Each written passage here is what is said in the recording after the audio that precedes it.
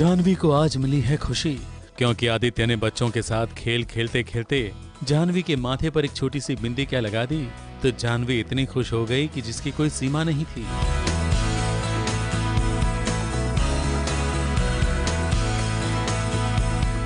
आदित्य भी बच्चों के साथ खेल खेलकर खुश था।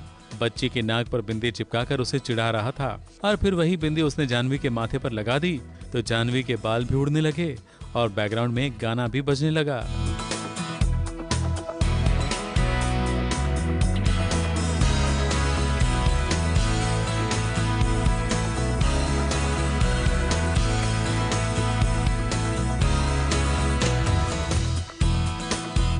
मगर कुछ ही पलों के बाद आदित्य को गुस्से में देखा गया जब निशा ने उसकी शादी की अंगूठी को कहीं रख दिया था और फिर जैसे ही वो अंगूठी पहनने गई आदित्य ने खींच ली अंगूठी और हो गई दोनों के बीच कहा सुनी। जब तुम अपनी हरकतें करते हो तब तुम्हें ये सब ध्यान नहीं आता, और वैसे भी जब इसका मतलब ही नहीं तो रखा क्यों वैसे?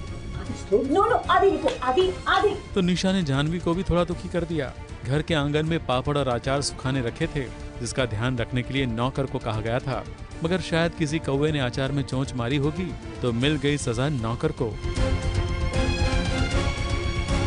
अब आप यहीं खड़े रहेंगे and you will make sure कि कोई भी कौवा इन पापड़ और अचार के पास नहीं आए, ठीक है?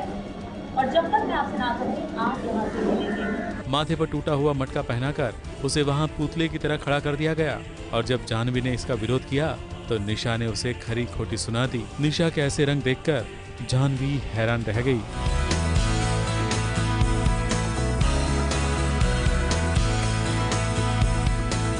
ABP news report.